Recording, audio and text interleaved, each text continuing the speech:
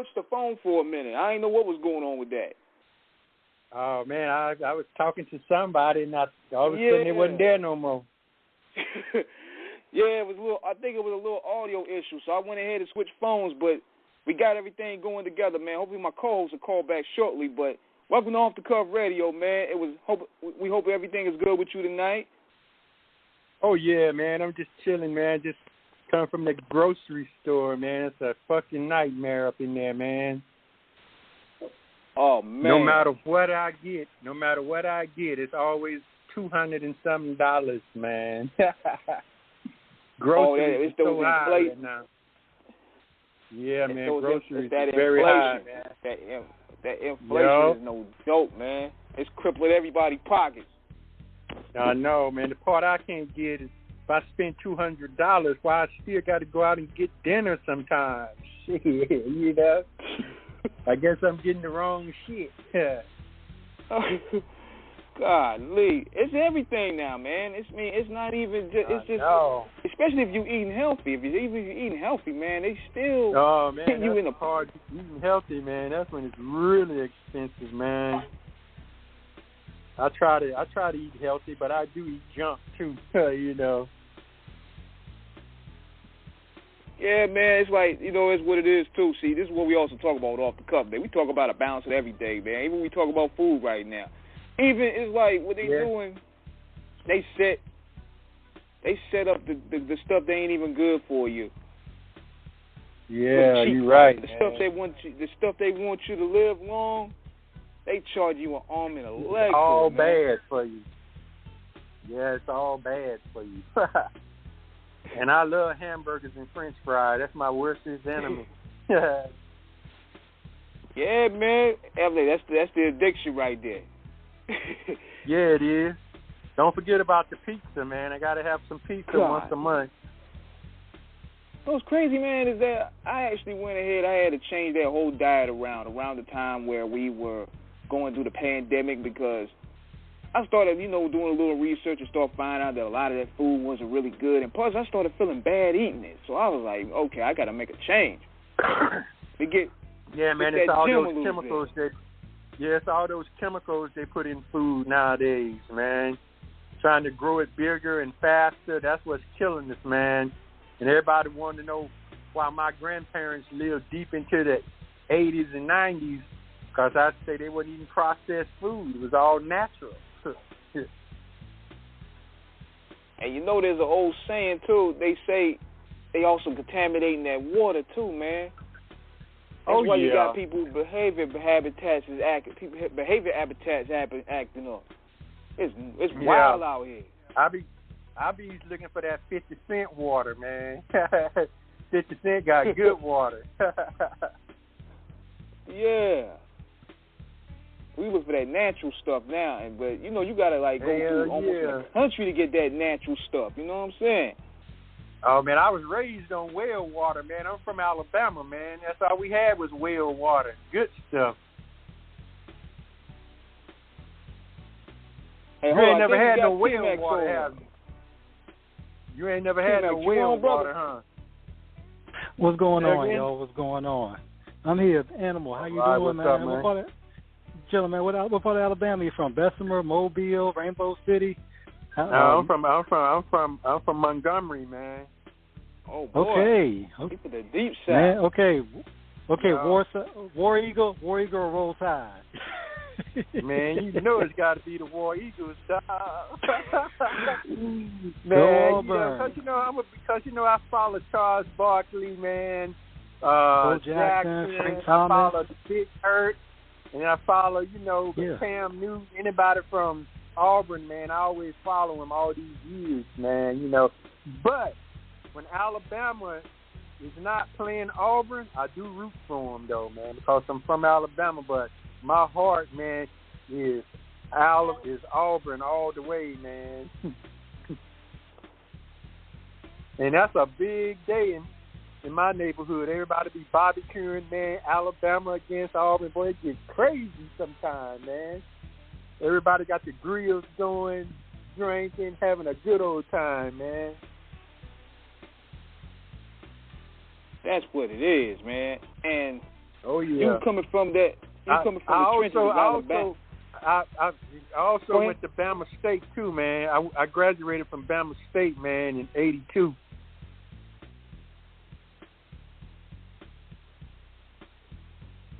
That's what's up. Hey, T-Max, you there? Yeah, I think he's gonna call back a little. Yeah, he's gonna call back a little bit. Little phone issues, man. We got going on, but we get this together right now. We get this. It's hip hop, man. You know, sometimes that happens, man. But you telling us about Alabama, man. Tell us about what it was like, man. Just growing up in Alabama during that time period. Well, man, you know, I raised in the '60s and '70s back there, man. You know, it was like 50-50, man. Half the white folks loved us and half the white folks hated us, man. So you had to, you know, wiggle out between the two. And I dated white women because they told me I couldn't have one, so I was a big problem. I was a big problem, but I was a big nigga, mean as hell, playing football, man. You know, shit. You know, so they didn't really want to fuck with me. When I got good in football, they kind of left me alone because I won them a championship, man, in '78. And we went to the championship in '79, but we lost by 2 points. So they'll never forget that. I'm the first guy to win a scholarship from my high school. So, you know, I'm a legend back there, man. So they kind of left me alone with the white girls. Yeah, because at the time too, you was also putting the state on your back. So that's like, okay, he's a potential blue chipper. So we don't want to make him too mad. Oh no, not too mad. You know, I was treated bad by a bunch of white folks, and I was treated good by a bunch of white folks. So it's kind of like even, you know. Right. And then when we did farm work, you could work for money or half of what you do. You pick 4 hampers of butter beans, you can take 2 or get paid for 2, you know, or get paid for 4 like that, you know. So, you know, it was kind of cool with that part. And now looking at Alabama, because I'm pretty sure you go back to your hometown from time to time, do you see like a difference within race relations, or do you see a difference between how it was back then and now? Like, man. Do you see any improvement? There's so many white boys dating black girls back there now, and it's vice versa, man. All the black guys, most of the black guys got white girls now, you know. You couldn't do that when I was growing up back there, and he was a tough guy, man. They started easing up in '99, and now in 1990 they started easing up. But from 90 on back, man, you know, you have to be a tough guy to date a white girl. And exactly. You weren't a tough guy. You were definitely wound up missing. Yeah, and on top of that, not to mention you had to have those accolades in a way. That's why probably like the Bo Jacksons and the Barkleys probably got away with it. They were like, okay. Yeah, they was good in sports. Yeah, they was good in sports and stuff, man. They like, we don't like it. Then the but big, at the same time, the big hurt. Yeah, then the big hurt came along with baseball. Then Cam Newton came along. So you know. But you know, like, I miss Alabama. You know, I get homesick, but it's just too slow for me, man. I messed around and went hunting one day and got lost, and I saw them big bright lights busting through the trees. I followed my way to the bright light and found the city and never went back.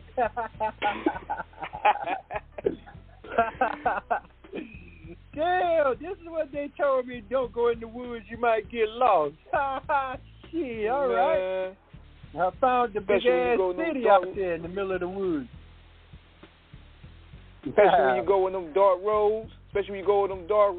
Man, you don't know if you're going to come back. It's like going to a black hole. You got that right, man. Some of our roads don't even have asphalt yet. Dirt roads still, man. All these years, still dirt roads, man.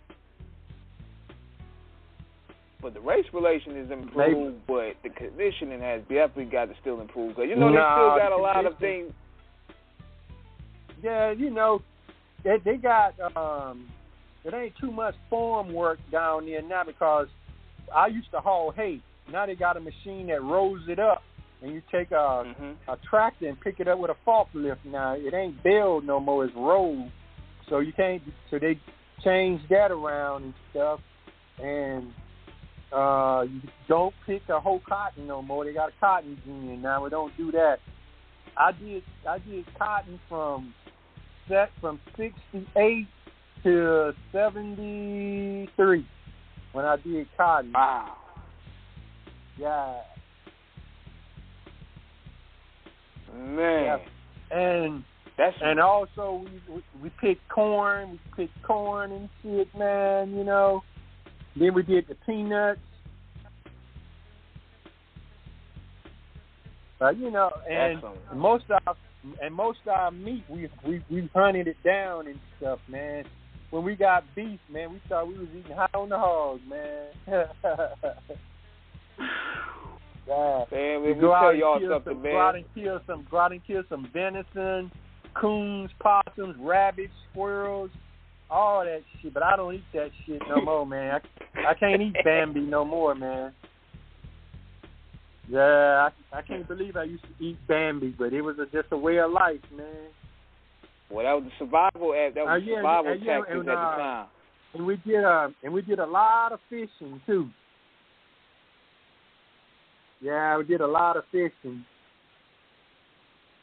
That was considered the survival tactics at the time. I mean, to get how you live. Oh yeah, man. Yeah, it was. It was how you live, man. You really didn't know who to trust and nothing like that. You do some stuff, and then it get back. Ain't nobody told it but the white man because he was the only one with you.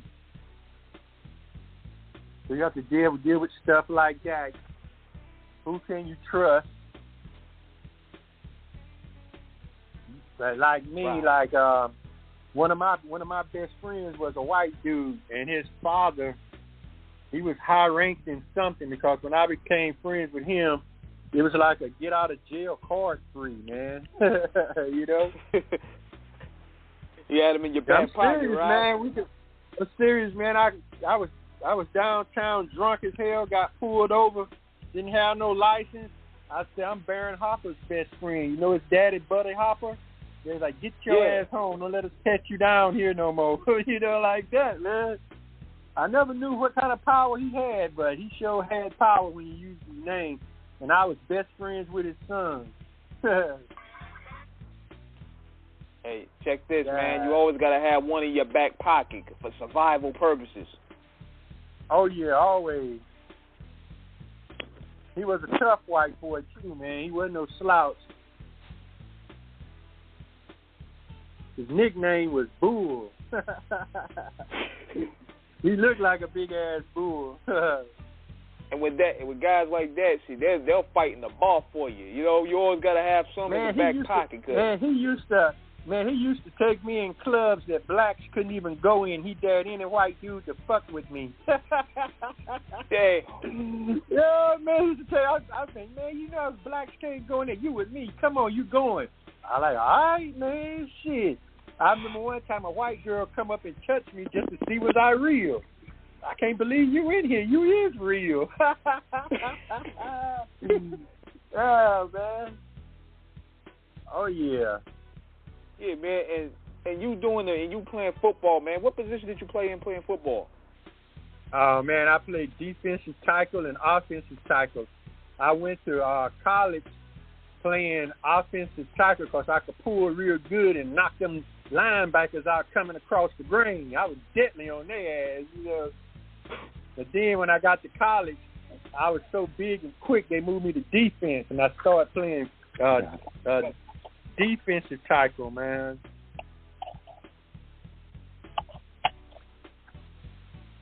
Yeah, you went, and then afterwards, did you try to go up for the NFL afterwards? I went over to Atlanta training camp, man. I didn't make it, man, because I had surgery, and I was having pain from my surgery, man, and and I got cut the first week, but I did try out, man. If I wouldn't have had surgery, man, I'd have made it to pro. I already know that, but it is what it is. Understood. Yeah. When you look back at the time, you played, what was it like in terms of that college experience, and what would you tell players today about what it takes to make it at the pro level? Well, what it takes to make it to the pro level back then, let's see. I don't know if you, my roommate Curtis Green, he went to the Detroit Lions second round in '81, and we was a SWAC football team, man. And it's hard to go to pro from the SWAC, man.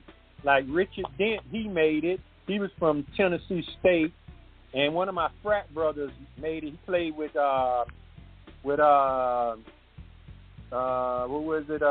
Pittsburgh Steelers, man. He was from Alabama A&M. I'm trying to say, what was his number, 88 or 87? Yeah. Back in the day. He was my frat brother. Okay, but yeah, Animal, I mean, when you look at all those guys in terms of the SWAC, when you look at the black HBCUs, I mean, you look at the greats like Walter Payton, Mississippi Valley, Walter Payton, Jerry Rice, Deacon Jones. Oh yeah, I think. Jerry Rice. I played 1 year against Jerry Rice, man. Was he as good as was he an Animal at college, man? Jerry Rice. I played 1 year against what's his name from Grambling, first black quarterback to win the Super Bowl, Doug Williams. Yeah, man, I played 1 year against him in '79 and shit. He went up in '80, and Curtis Green went up in '81. But yeah, man, it's hard to make it. Plus academics, man, they wasn't too hard on our academics back then, but they are now, man. You almost got to be a damn rocket scientist to play football now. But back when I was playing, if you was good, they would even put you with teachers that would give you grades, but you didn't hear that from me. Yeah. We know how it goes. Yeah, if you was good, they would keep you on the team. Yeah, and then they would have these girls do your homework and shit for you. Yeah, I went through all of that shit. But, I wasn't no dummy, man. I got my books and shit, man. But I did slack up a little bit when I found out I could get away with a lot of shit, Especially when we have a road trip. Man. We leave like on a Thursday and don't get back till like Saturday night late or Sunday morning early, man. It all depends on where we was going. Understood. What would you tell the athletes today in terms of understanding how to have that backup plan in terms of getting your degree, or at least learning as much as you can in school, just in case the pros don't work out? Yeah, the main thing is you have to stay focused on them books, man, because football ain't promised for everybody. And like now, I couldn't even play football because of the rules, man. But when I was playing football, you could clothesline a motherfucker. You can't even do that now. And a quarterback, horse collar, all that. Man, your ass was mismeat if you was a quarterback, dog. We would try to put you under the hospital, not in it, under it. You can't do that now. So it's all protected now and stuff, And if you got an attitude with that, going to pro, you got to get rid of it, man, because you find yourself back at home working in the grocery store, man. If you ain't get that education, so a lot of guys say, I ain't worried about no education. I'm going to pro. I have money and this and that. And when you get up there and can't deal with those rules, man, you get pushed down and you got to regroup and think about what you're doing, because it ain't like the old days, man. I'm telling you, man. Like you ain't got no books learning, man. It's hard to play pro football nowadays, man, because now they don't want you to know your position. They want you to know everybody's position. Man, look, you got to replace somebody or whatever. Yeah, if I play defensive tackle, I got to be able to play defensive guard on both sides of the field. I got to know what they do on every play. Yeah. Well, I mean, that's part of it. Yeah, that's part of it now. Yeah, the closest I got was just recreation in high school when we play outside in gym. But when you look at the lines in terms of your formations, your center, he's the quarterback of the line because he has to, on offense, he has to read what the defense is going to do and get, make sure those traps full, make sure all those guys are in position. Yeah, got to make sure all of that. If you're a cornerback, you could be out there on an island, where you literally have to anticipate where the receiver is. Your safety comes over top and help, depending whether you're in cover 2, cover 3, cover 1. But you got to be able to read and anticipate. You got to know whether you can blitz the quarterback or not. Yeah, I mean, it's a complex game to play. Yeah, when you get double teamed, if you're a defensive lineman, when you get double teamed, you got to know how to reset your feet, regroup. It's called regroup, reset. If you don't know how to do that, you get double blocked every time. And they wasn't teaching that back then. You have to learn that kind of stuff on your own, but now they teach that. How to get out of double. I think what they did too, block tackle. Yeah. I think what they did too was they made the NFL more quarterback based so they could sell tickets. Because back in the day when you guys was probably playing, everything was more so based off defense. You going back to the '85 Bears. Yeah. The defense was like the market. Yeah. But after that, the quarterback started being the market. Terry Bradshaw changed all of that, though. Coming from Louisiana Tech. Terry Bradshaw changed all of that. Lynn Swann, all those guys. Jack Youngblood. Man. Franco Harris, that whole Steelers squad. Yeah, Franco Harris. Let's see, Mean Joe Green. L.C. Greenwood, Jack Lambert, Ham, Jack Hayes. Lester Hayes, Jack Lambert. Them guys would put you in the hospital, man. Like anybody that got on YouTube, you look on YouTube. Like anybody look on YouTube and look at those old VHS NFL tapes, man. They used to put niggas in the dirt. You got that right. I used to run and grab a running back from the back and then twist and just dump him over my head and smash him. You do that now, you get kicked out of the game and fine. You can't do that no more. I'm telling you, I really couldn't play football now, man, because of the rules. I get a penalty every game, man. I'm serious. I probably would. Man, look, when you look at some of them hitters in the game, like Ronnie Lott, Chuck Cecil. Oh yeah, man. Man, I mean, of course, Jack Tatum, the assassin. But I got a question for you, man. They say sure. They say Tom Brady is the greatest of all time. He's the GOAT, right? Mhm. But I don't think so, man. I think it's Terry Bradshaw, man. I think Terry even though Brady got more championships than Terry Bradshaw, but Terry Bradshaw came up when they throwed you down. He got punched in the ribs about 4 or 5 times before he got up. Terry Bradshaw have thrown a touchdown with a finger in his eye. Then got fingered in the eye and still threw a touchdown. Brady can't do no shit like that, man. You know what I'm saying? And Bradshaw get back up, let's do it again. Shit. When you think of it that way, I think Terry Bradshaw is the greatest of all time. He got 4 championships and Brady got 7, but that's just my opinion, that's all. But when we look at it from what you're saying, Animal, when you think about the era that they played in, it was definitely the metrics are different when we look at it now because we see the level of brutality that the game had back then. And we're not saying this being anti-football. When we watch some of those old videos, like King said, they was getting laid down. I mean, that was a hard game to play. Man. So you had to be a tough guy. I had this friend I played with. Now his name was Lorenzo Lee Lilly. We called him Big Nook. He was one of the captains of the football team. Real mean.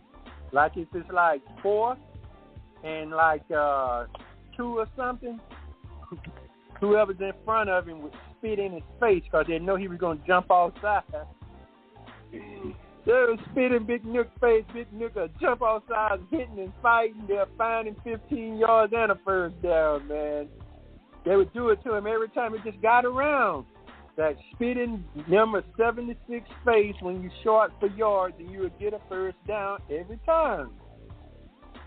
Yeah, so, but you can't spit in nobody's face now, man. Man, look, we still remember that situation back in the day when Bill spit in somebody's face. You could stick them in the eyes and shit, you know. Look, you're talking about spitting in somebody's face. I remember when Bill Romanowski spit in J.J. Stokes' face back in the day in the game. Oh, yeah.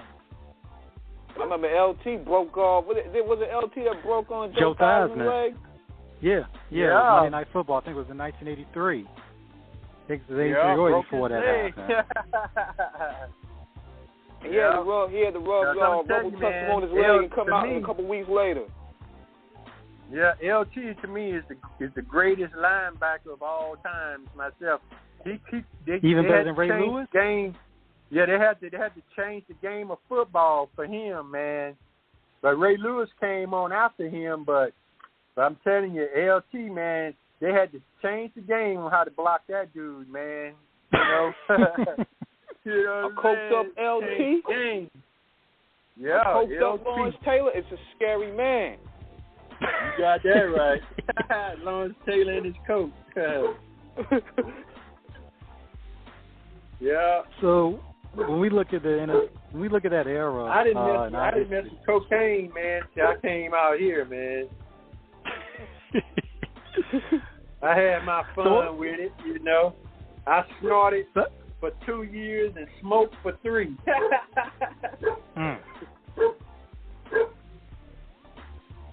So what was it like in terms of how you found your way out there? You're breaking up. I can't hear you. What you say? I said, so how did it come to that you found your way out to California in terms of just making your way out there? Oh, man. I was getting in trouble and stuff, man. You know, I was running with a gang, doing stuff, breaking into shit. You know, it's caught up with me. And I always wanted to do porn and shit. And if you had in Alabama, you know, it was always soft porn.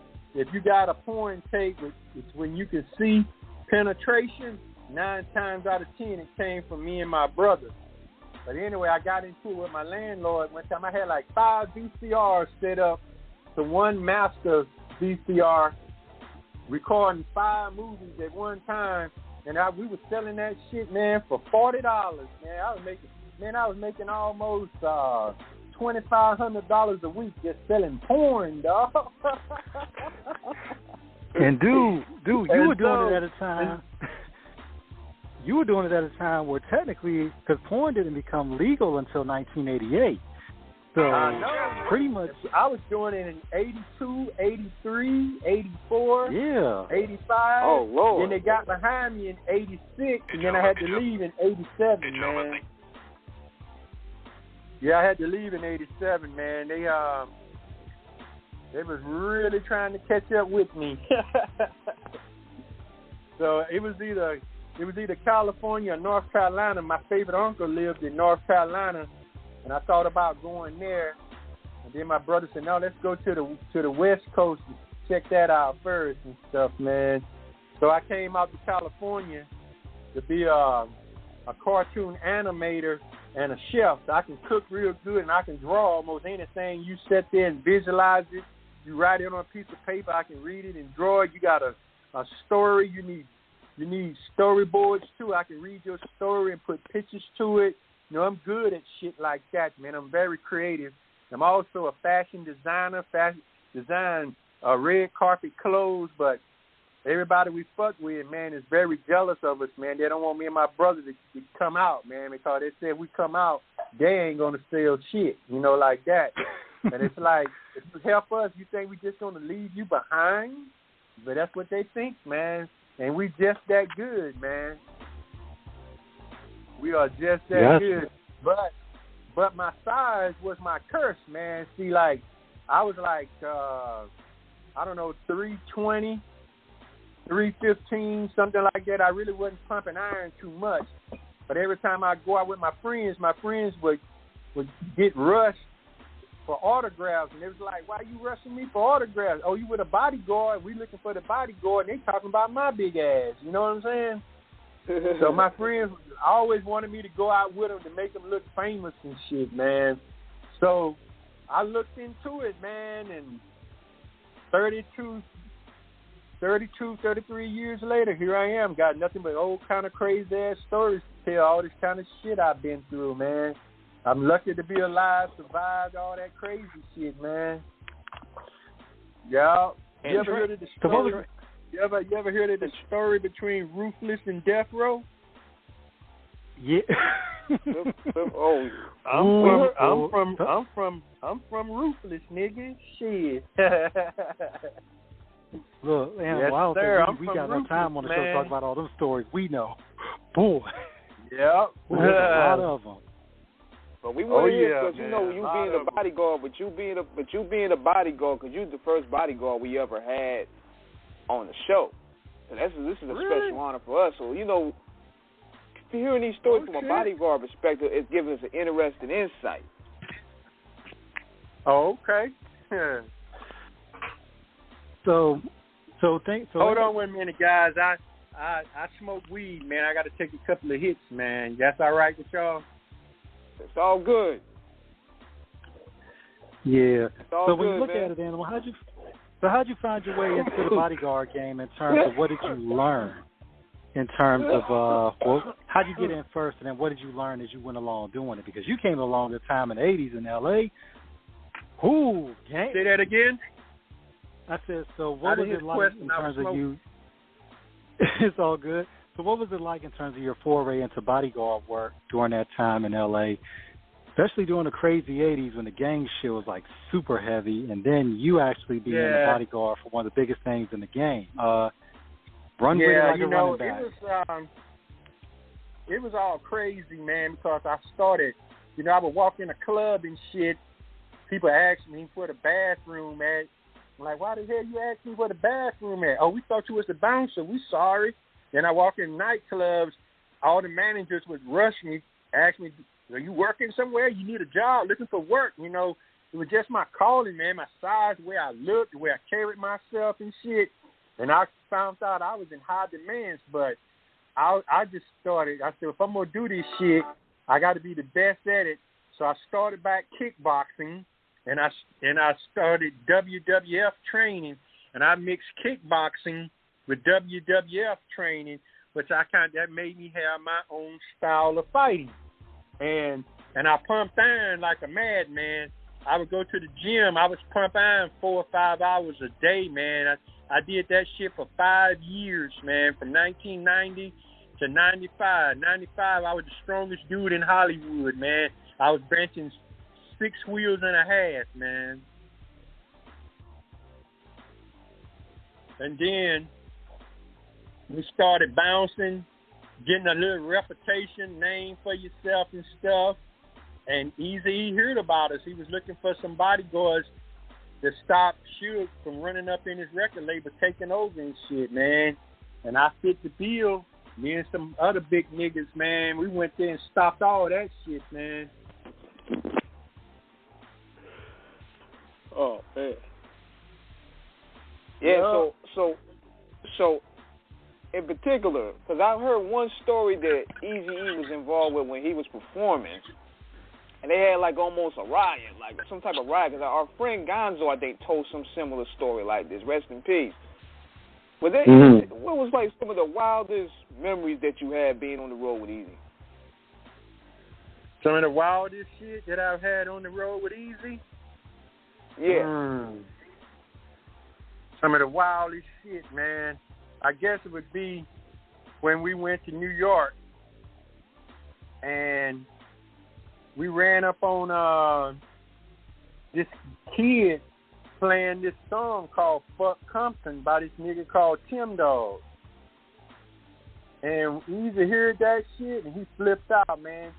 He had us go to that fool neighborhood we was looking for him and anybody that rolled with him. Eazy said, I didn't want to fight him. I just want to talk to this nigga. And so we jacked a lot of niggas in his neighborhood, man, you know, looking for his ass. But he had came out here to L.A., and we was looking for him in New York, but he was out here in L.A. hiding out. So I guess that's a good way to hide out. You do some shit, you hide out, and they count, and they won't think you there, huh? So we found out where he lived at through a porn star. We found out where he lived at through a porn star named Spontaneous. That was her name, Spontaneous. He was trying to do some music with her. She was trying to be a rapper, and I was rolling with Busy Bone, and that's how we found out where he was through him and stuff. That was kind of crazy. And then another crazy thing that we did, like Eazy signed this group called Brown Side, and they invited us to a video shoot, and we went over there and stuff, and this one kid just wanted to meet Eazy so bad, and then everybody was telling him to chill out, man. He wound up getting shot and shit, man. Then everybody just started busting and shit, man. We grabbed Eazy and swooped him to the car and shit, man, you know. And that was a crazy time. And then we said another crazy time, we went to a show, and me, Big Mike, and the Tobio twins were with Eazy. And they wouldn't let Eazy go left, right, north, south, east, or west. Just had him all bundled up. Man, we started swinging on 1,000 motherfuckers. 4 motherfuckers swinging on 1,000 motherfuckers. We was hitting women, dudes, every damn body. He want to go. We be ready to go, motherfucker. We just started swinging on the whole damn crowd, man. Just knocking motherfuckers back and shit. Motherfuckers got the fuck out the way, dog. Yeah, that's one crazy story, man, but I can't say where it was, you know. Understood. Look, you were talking about Spontaneous Ecstasy back in the day with her, with all them tattoos. Real ones know about her. I mean, whoa. You took it way back with her. Oh, yeah. Yeah, and of course, Brown Side. That was who Toker was with, right? Rest in peace. Toker was with them. Toker, that was Toker got murdered, man, in 2018. Yeah, man. Yeah, when he was in Mexico, I believe. He was in Mexico when he got killed. Yeah, Toker's a Mexican. He's from that street gang, 13th Street. Was it 8? You mean 18th Street? Yeah, and all of them was down with Eazy, man. You know, all of them loved Eazy. They even got a you heard of the song "Boys in the Hood," haven't you? Mm-hmm. Yes, sir.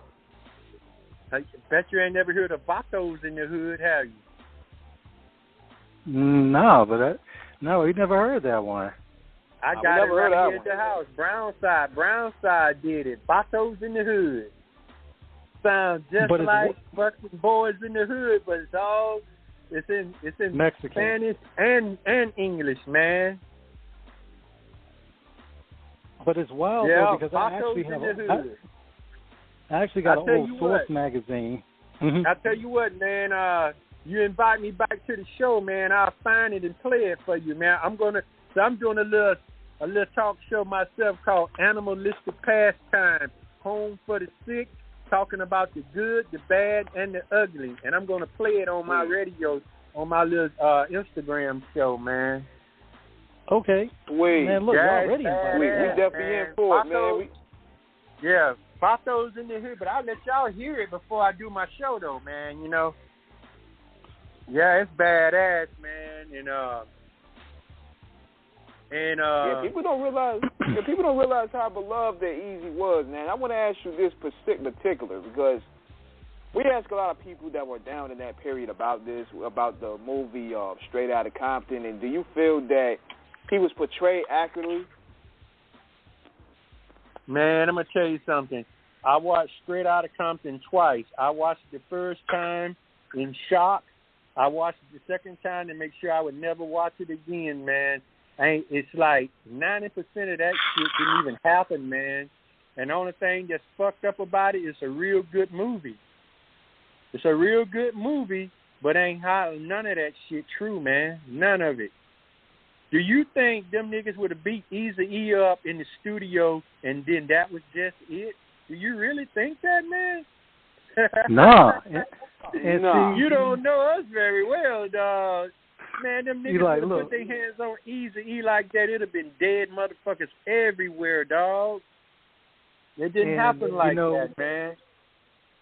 And one thing about it too, Animal, is that from people we've talked to, off air about it, and even us out here in Virginia and North Carolina, respectively, we knew that situation because we knew a lot of it. It was fabricated. Like one thing about, because you're talking about the height of the '80s, Mob Piru and Kelly Park, and like you said, they're gonna jump easy like that, and there ain't gonna be no retaliation. I'm like, and this man, I'm like, dude, nah. I'm gonna tell you, just like what really happened was Dr. Dre, man, really hurt Eazy really bad, man, because Dr. Dre supposed to came to work at Ruthless on the 3rd, and he didn't show up, and then on the 5th, Eazy calling him like, "What's up?" And he was like, "Man, I'm still not happy with my contract." He said, "Let's talk about it." So he said, come by the studio and let's talk about it. So, Eazy go by the studio. He didn't even take us with him because he said he's just going to see Dre. He get over to the studio, man, and Suge over there with 3 or 4 motherfuckers, man, with bats threatening his life to sign. He signed Dr. Dre over to him. And he said he signed him over, but he signed Mickey Mouse on everything, and he signed it all that shit with his left hands and shit, man. Because they was poking him with the bat, and they said, "Eazy, what did you do?" He said, "I signed him over. What the fuck would you do? Niggas got bats threatening to beat your fucking brains on and shit." And he was really hurt, man. So Dr. Dre set me up, man. Why my nigga do me like that, man? Them niggas could have killed me over there, And so he put $100,000 hit out on Suge for that shit, man. And we was like, well, you get that 100 G's, man. That's fuck this shit, But Mike Klein told Eazy, "Look, man, let that nigga go. I'm going to show you how to get paid." So Mike Klein knew all that paperwork shit. And he told Eazy, "Look, you don't want nobody on your label that don't want to be here. He's not going to give you his best work. He's going to always give you some bullshit until he leaves. So you might as well let him go, and I'll show you how to get paid." And that's when Eazy say, "All you niggas talk about is spraying me, but your motherfuckers still is paying me." Like that. He was getting 40% of the chronic, man. 40%, man. And then they're gonna say Eazy was broke when he died. Eazy was worth $35 million when he died, man. Yeah, I know that was a cap right there, but they was making like Eazy was a struggling rapper. I'm like, yo, Eazy was balling. He didn't have like a $40 million distribution deal. Yeah, man, Eazy was getting ready to play his music over on 60 radio stations all over the United States, man. He had it lined up to play his music, man, but it never happened because he died and shit, man. Eazy was into all to that new technology shit, man. He had a video game coming out and all that shit, man. None of it never made it out, man. Did you know anything, Joe? Did you know anything, Animal, about the situation with Eazy with HIV prior to his passing? Was there any signs of it? Man, I'm gonna tell you like this here. In the history of AIDS, Eazy is the only nigga died with AIDS the way he died. You don't die with AIDS the way Eazy died with AIDS, man. Eazy was a healthy nigga. He was last time we kicked it with Eazy, he was in New York. He was wrestling with Bone like he always do. He always wrestle with them niggas, having fun with Bone and shit, man. So I see y'all when y'all get back to LA, and I got some new tracks for y'all niggas to spit some venom on and all that shit. Then next thing we hear, he in the hospital before we could get back to LA and shit, man. And all of a sudden, this nigga in a coma. Next thing you know, he dead, healthy as hell. You don't die with AIDS like that, man. You just don't. Now, I done researched it. I don't know no other nigga, woman, or anybody dying with AIDS like Eazy did, man. You don't be healthy like that. Somebody shot him up with that shit in the hospital. That's what we always said. For real, man, because we were looking at it like, man, that's a shocker right there, because we didn't see no signs of him being sick. No, man, wasn't no sign. Only sign he had pneumonia, coughing and stuff, and they was treating him for pneumonia and shit. They didn't find out he had AIDS and shit So he was in a coma. Eazy didn't even know he had AIDS, but they said he did, but no. Eazy was in a coma when they found out he had AIDS, and he never came out of the coma and shit, man. Because he thought he had pneumonia. Yeah. Yeah, now I want to ask you this, too. Now, were you with him? Were you also with him in New York when him and Q was supposed to piece it up in the tunnel? Yeah. I was in there, and that was bullshit. That was bullshit, too, man. In the movie, they had Eazy E walk up to Ice Cube, but in real life, Ice Cube walked up to Eazy. How I know? I was standing right there. Because the Tokyo twins spotted him. Yo, man, ain't that nigga Cube right there? They was like, yeah, man, look like he's coming this way. So we started getting up, thought he had niggas with him, wanted to do some shit. And Eazy was like, no, let that nigga come over here and see what he got to say. So he came over, man. He said, what's up, Eric? He didn't even call him Eazy. He called him Eric. He said, what's up, Eric? Man, can I holler at you for a minute? And Eazy was like, yo, man, sit down, man, you know. And so they just started chopping it up, man. About the old day, the club closed up at 2 in the morning because they served alcohol, but the owner of the club left the club open to 5 in the morning, let them niggas stay in there talking, chopping it up, man. But I had to take Busy Bone back to the hotel because he was throwing up all over the club, putting napkins over his dick. So Eazy told me to get Busy Bone back to the fucking hotel and shit before he passed out.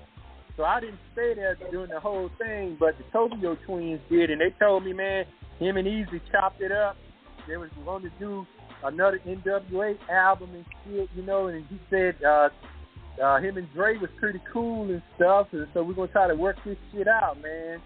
But they never worked it out and stuff. And in the movie, they had him working on the NWA album, and Eazy E fell out in the studio. That never happened, man. Eazy E fell out at his house in Norwalk, man. They never even started on the new NWA album. Never did. Yeah. But in the movie they did. So that's all bullshit too. Man, you know, to me, and this, you know, T-Max is going, you know where I'm going with this.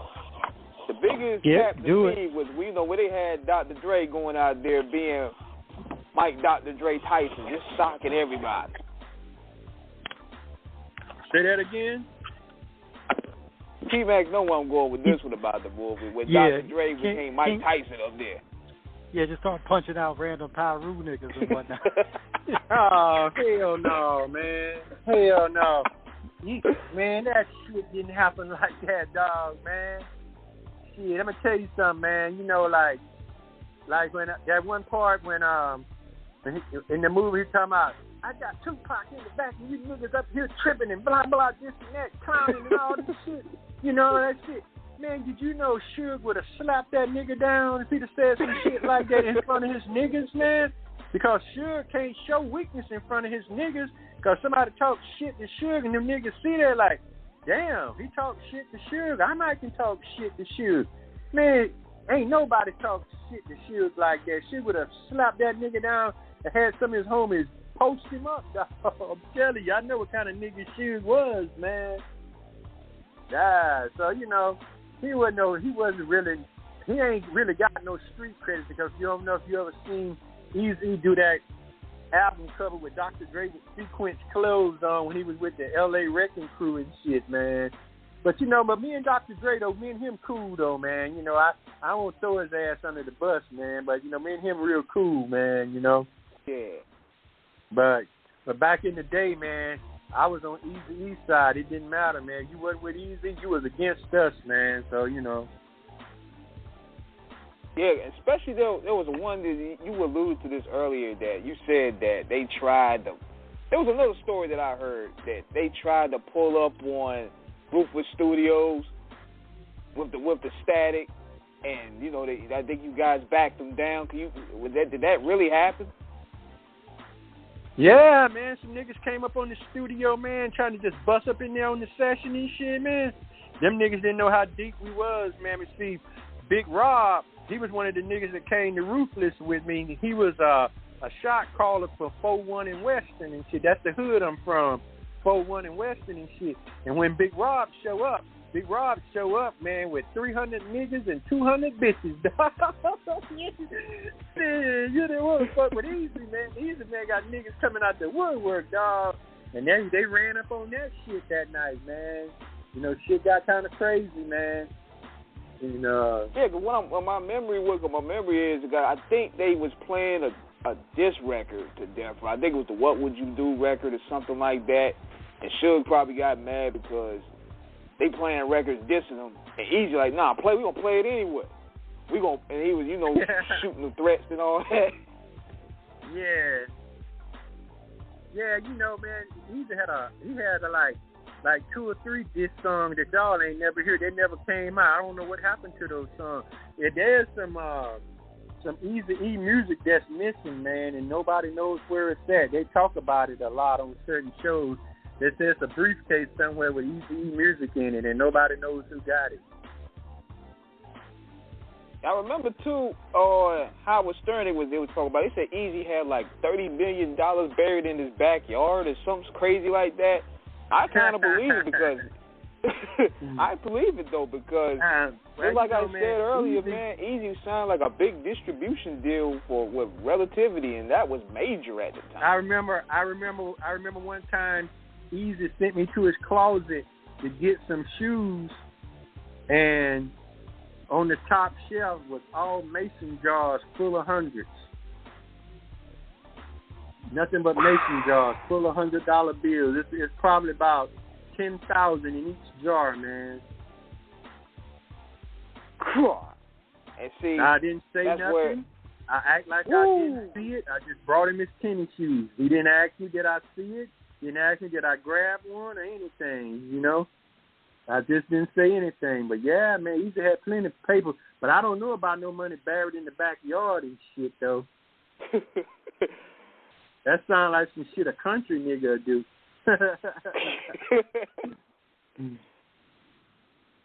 But what's a trip, though, man? It's like, where everybody hears a lot of things about it, like, what would you feel is, like, the biggest misconception that people have about Eazy? I would say that, I guess, how he died, man, because people like Eazy are supposed to die in a hell of bullets or old age, you know what I mean? And he died with AIDS. He didn't die like Tupac and Biggie. Because this, most niggas, all they say is Biggie and Tupac and Biggie. They don't never put Eazy in there, man, because he died with AIDS. He didn't die in a hell of bullets, man. And I don't think that's right, man, because Eazy is the godfather of gangster rap. And it wouldn't be no gangster rap if it weren't for Eazy E and Public Enemy, those kind of niggas, man. And I don't know if y'all seen the 50th anniversary of hip-hop on BET, man. That shit was so fucking whack, man, That's my personal opinion about it. The reason why it was whack, they ain't have nobody from the West Coast representing, man. How can you do 50 years of hip-hop and don't have Dr. Dre and Ice Cube there giving a tribute to Eazy motherfucking E? How come you ain't got DJ Quick there, man? DJ Quick pioneering shit, man. You didn't have, and Snoop Dogg. You didn't even have Snoop Dogg there, man. How can you do 50 years of hip-hop without having Snoop Dogg up in that motherfucker, man? The only ones that they had representing us was E40, and they only gave him 40 seconds and shit, man. I was like, damn. They kept the number. They kept the minimum to his number. E40? Yeah, man, you get ready to get into E40, and all of a sudden he's gone like, damn, man. Yeah, And I think, I'm not sure, but I think I seen Too Short. I don't remember him performing, and that was it. I can't think of another nigga from the West Coast that was representing nothing for hip-hop for the 50th year anniversary, man. And I thought that was really fucked up, man, That was really fucked up to not have those guys involved, Yeah, I think, going back to what you were saying, see, this is where I see that they wanted to focus more on Pac and Big because they went out Hollywood style, like assassination style. Yeah. To where they wanted to now, like, it was very, like, Hollywood style the way they went out. and that leads on to a lot of conspiracy. Yeah, it's always for the dramatic license. Yeah, they always. One thing about Hollywood, and like y'all was saying with the movie, because we knew a lot of that stuff didn't happen. Even in the 90s, before social media really became a thing, you would have heard stuff about that. But when you're talking about a movie, and this is why we're happy to have you on the show, because we want somebody who was there, who can really give a detailed and accurate account of what happened during that time. And people like you, Animal, are important. You know, you were very important because you're one of the historians of this. You were there, so you understood what the climate was. And I hear so many niggas telling lies and shit. Now, listen, that shit didn't happen like that. You know? Yeah, but this one guy that he was telling a story which was true, but he had his time confused. His name was Mob James. He rode with Suge. Badass, bro. Mm-hmm. Kill your ass quick as you can open up your eyes. He'll put your eyes out. He one of them kind of niggas, man, you know. And he used to run up in Ruthless with Suge, setting that shit down, man. And everybody thought that was me and my crew. So I had to go on a couple of shows and straighten that out. And what I told him was, I say, Mob James is not lying. He did run up in Ruthless with Suge, taking over the record label, doing whatever the fuck they wanted to do, scaring the hell out of everybody. But it wasn't us. That was the crew that they fired. Those niggas were scared of Suge. Me and my crew wasn't scared of nobody. We want to fight niggas. Come on and bring it, you know, like that.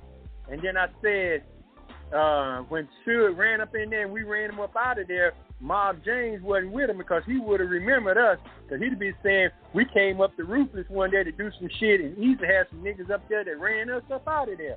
He ain't telling no story like that. So he couldn't have ran up on us. You know what I mean? So we was new crew. They got rid of them niggas that they was punking and hired us and shit, man. And we stopped all that shit, man. Because we've heard some stories about Mob, you know, Animal, and the thing is, we really wanted to know, and I mean, you gave, you know, a lot of people have said a lot, but we are getting it from somebody who was there. So Mob really was with the shit like that. Yeah, man, he ain't lying about that. They was definitely running up in Ruthless doing whatever the fuck they want, but it wasn't us, though, dog. That's how we got the job. Eazy fire. Yeah, he didn't even fire them niggas. He still kept them around, man. But he took him out of the record label, and then when we came on, man, you know, we wanted to fight any motherfucking body, shoot your ass or whatever. We ain't give a shit, man. And we also had 4 or 5 marksmen outside with high-powered rifles that knock your ass down when you come running out of Ruthless after doing some shit. Then they got a phone call, everything running out of Ruthless, lay it down. That's all they would be waiting on. And nobody never knew that, man. Oh, wow. They was there, man. They was there for months. They was outside for like a whole year, man. And nobody never knew they was there. So you come to Ruthless fucking around, you might just get dead, man. Shit.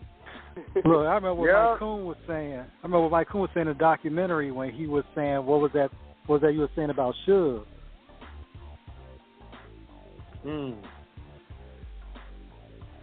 You say Mike Klein?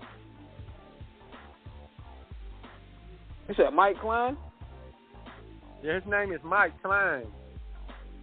Mike Klein, okay, gotcha. Yeah, but Mike was saying when they asked him about to deal with Suge. He did a interview documentary on what's his name? Williams, the guy from the LA Wrecking Crew. What's his name? You know what I'm talking about? Lonzo? He's from that. Lonzo Williams? Huh? Say what? Lonzo Williams? Was it Lonzo Williams? Lonzo Williams? Who? Lonzo. Yeah, Lonzo Williams, yeah. Mike Klein went on that show and told about stuff at Ruthless and stuff. Lonzo, I even went on Lonzo Williams' show and cleared up a bunch of shit. Mike Klein had me come over there. He asked me a bunch of shit about what was going on and stuff, man. It's about, I don't know, 4 or 5 months ago we did that, maybe 6. February, I think, is when we did that.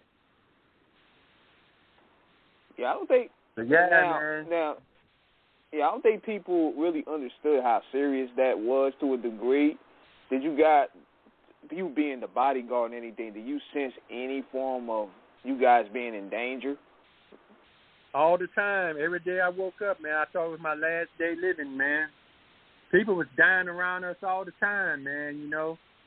That's just how it was and shit, man. Because Eazy, you might not know this, but Eazy E took somebody from death row as well, a badass engineer. He was on the same level as Dr. Dre, but he wasn't no Dr. Dre. You know, ain't nobody no Dr. Dre. And this nigga name was Rhythm D. This nigga, man, he could steal your shit and you wouldn't even know it. He could steal your shit and play it back to you and you wouldn't even know it was your song. I done seen him do it too many times, man. And Eazy E stole him from death row. Had to put security around him because Suge wanted to take him out for leaving. Oh, man.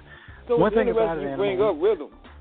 It's interesting you bring him up, too, because I noticed, it's interesting you bring him up, too, because I noticed production-wise, he played a key role in a lot of those later albums, like Eazy's... Yeah, Rhythm D, man. Yeah, Rhythm D was bad, just like Dr. Dre, but he wasn't on the level of Dr. Dre, but that nigga could hang, you know what I mean? He did a lot of shit on Bone album. You could tell because Bone's albums was like so sonically advanced, like the sound, it had like the creepy sound behind it. It was something I never even heard before. Yeah, him and DJ Unique did a hell of a job with that. Yeah, this nigga Unique, he took a lot of credit for that album, but most of them crazy sounds was coming from a nigga named Tony C.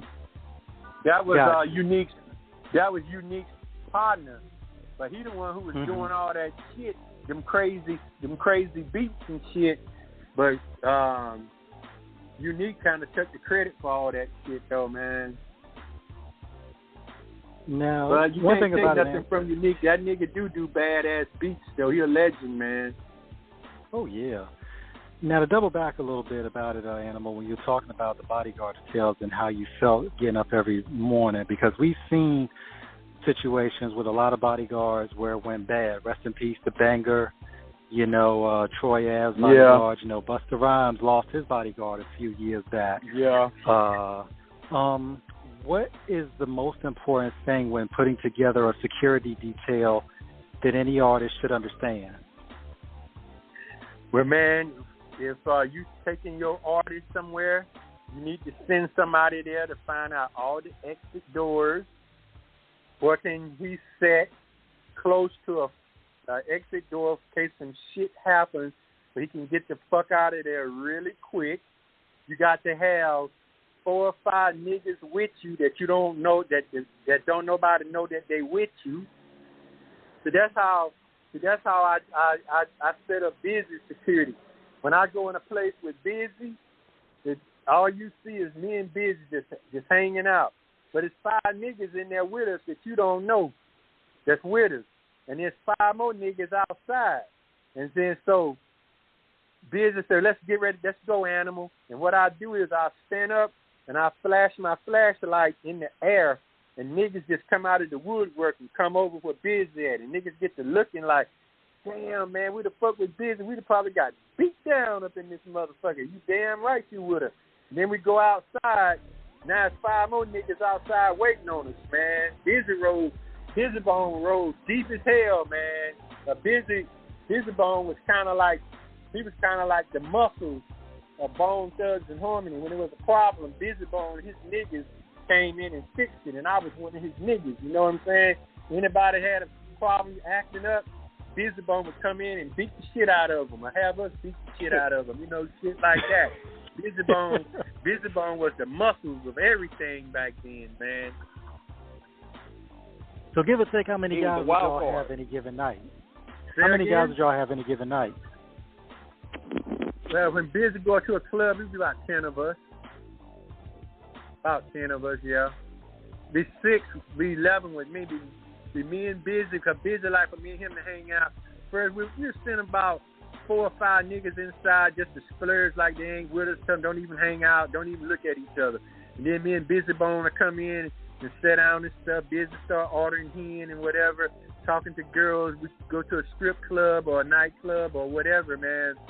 And, you know, Busy, you know, he'll buy beer, liquor for everybody in that bitch. The open bar, as long as Busy in there, he, you know, do shit like that. Sometimes niggas get jealous of shit like that, but Busy didn't give a fuck, you know. And so then, you know, motherfuckers get to looking and shit, and I be like, shit, Busy, what you want to do? You want to tap some shit up? You know, I'm about it. You know what? And Busy, now, Big A, let them niggas start it first. You know, like that. And I said, all right, man. Nah, man, let them motherfuckers start that shit first. Y'all didn't know I could sound like Busy, did you? I talk just like that motherfucker, man. Sometimes people mistake me for Busy Bone, dog. I just like it. Oh, yeah, man, I clown him all the time and shit, man. Dude, man, we could tell he was a wild card just by how he set it off at that Versus last year with 3-6. Yeah, Busy Bone, like all the motherfuckers I ever bodyguarded for, Busy Bone was the wildest motherfucker I ever bodyguarded for, man. Yeah, he's the wildest, man. Every morning I knew it was my last day living when I woke up, when I was rolling with that fool. You know, like we getting ready to do a Bone movie next year, 2024. But me and Busy Bone could do our own movie, man. That's the shit we done did, dog. We could do our own movie. And some people kind of interested in us doing a movie together, man. The shit that me and that fool used to do, man. Yeah. Yeah, that'd be interesting. Along with Bone. Go ahead. I was gonna say, King and Animal. When you look at today, Animal, with a lot of the conflicts that artists have with each other, what does it mean from what you saw to really have issues with somebody, as opposed to where some of these artists just have misunderstandings or disagreements, and then they want to make more out of it than what it is? Man, it's like this, man. Back in my days, man, you know, people really, you know, they might do a diss song or whatever, but nowadays, man, these young rappers are so jealous of one another, whatever they have, and they're killing each other for their gold and diamonds and shit, man. Back in my day, man, you know, niggas wasn't killing each other for each other's shit, man. They work for their shit. Now a nigga don't want to work for his shit. He just want to take it from the next nigga, man. And then write a song about it and brag about it. Yo, nigga, I beat you up and took your shit. What you gonna do about it? You know, I'm hearing songs like that and shit, man. I'm like, damn, the game done changed so bad, man, you know. And a lot of, and most bodyguards now, they don't really fight like we used to, man. You know, we were strapped back then, but we never really pulled our straps unless we actually had to. Now the first thing a bodyguard do now is pull his strap and want to shoot somebody, man. You know, like, and all these niggas wearing this gold and the diamonds, the jewelry and shit, man. You know, they earn that shit. Why you want to take it from him? It's his shit. Let him shine. He deserve it, you know? Now, what you said, Animal, about... Some niggas just got problems with that, man. Now, what you were saying, Animal, about how, you know, here's the shooting, a lot of times people got to understand that there are procedures, ideally, that you have to go through. We look at what would happen with...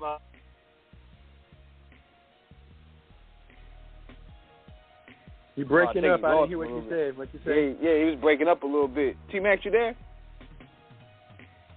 No, I think he's gone. I just caught the last part. Yeah, I'm gonna have him call back and let him finish that up. And we getting a lot of good game here tonight, man. You know we. Hey man, I'm happy to do it for you, man. Oh yeah, man. But you know, I gotta cut it short in a minute, man. I do all the cooking around the house and everybody waiting. I usually start cooking dinner at 7:00.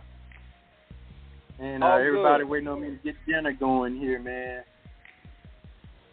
All good, man. I love all to good, cook, man. That's one of my pastimes. I love to cook. Yeah, that's another survival trait that you men For all the guys that listen to the show, that's a survival trait that you have to have. Yeah. Because you can't eat out every day. No, you can't.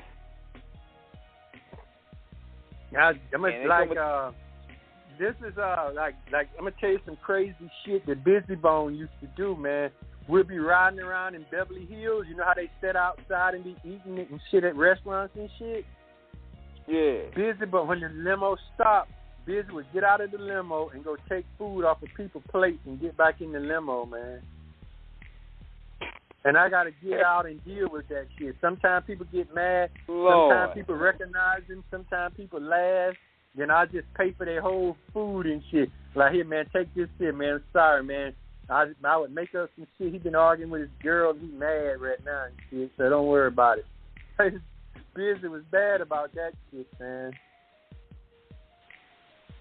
Dude, believe it or not, man, a movie on Busy alone would be a draw because he has a wild story. Hell yeah. Hell yeah.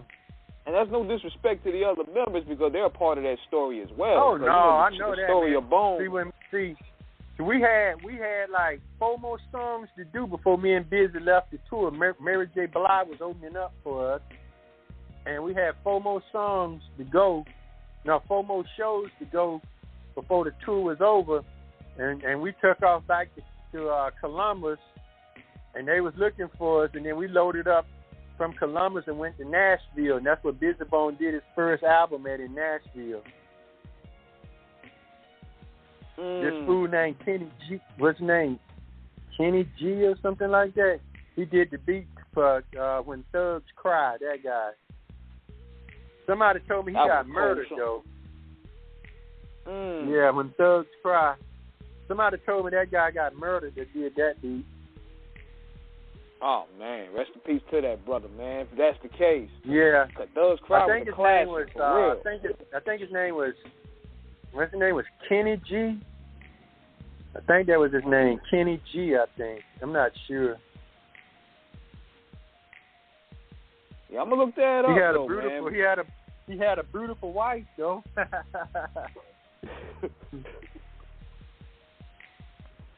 Yeah. I'm definitely gonna look that up, man. But it's good to know that that Eazy still have people around that want to give him his flowers, and you repping his name. Oh right. yeah, I'm gonna always be one of them, man. I'm gonna always, like I'm gonna say this too before I go, man. If they did Straight Outta Compton right, me and you wouldn't even be talking. I wouldn't even have nothing to say. How could I say anything if you did it right? But I watch Perry Mason all the time and shit, man. You didn't come with the facts and clues and everything is argumentative, and you didn't stick to the facts, man. So therefore, now I have the right to tell my story now because you didn't tell the correct story. So you opened the door for me to tell my story now. So that's why I do interviews. That's why I talk shit about, but I don't, call nobody. Only people name I call is like I call Busy Bone name, the Bone niggas name, but it ain't nothing bad. And I would call Dr. Dre name, and I would call Suge name. But anybody else, if I say something about, I don't call nobody name or nothing. I don't throw nobody's ass under the bus. I just leave it. If you know the story, you know who the fuck I'm talking about. I leave it like that. Right. Yeah. Yeah. Because you don't want to be known as a snitch. That's a bad thing. I'd rather be dead than known as a snitch. But anyway, man, I got to go and get the dinner going, man. Don't look like your boy. Don't look like your boy T-Mac coming back. I think he up there now. You there? I'm right here. Oh, you there? Oh, okay. I didn't know you was back, man. Well, hey, man, you're going to have to invite me back, man. I got to go in here and get dinner going, man. Everybody waiting on dinner and shit. I usually start cooking about 7, man. Animal, this has been an honor, and we thank you so much for your time and for the stories. You're welcome back anytime, and we definitely got to get some more from you, man. Thank you. Come back next week or the week after and ask me some more questions, and I'll try to put some light on it and shit, man, for you, because, like I said, man, if it weren't for Straight Outta Compton, was done right, I wouldn't have shit to say. What could I say? He told the truth. All I can do is just sit back and like, yep, it happened like that. Yep, that's true. But it ain't like that, man. The only thing that I like about Straight Outta Compton is when Ice Cube did No Vaseline. Man, that's the best diss song in the world besides 100 bars and running, man.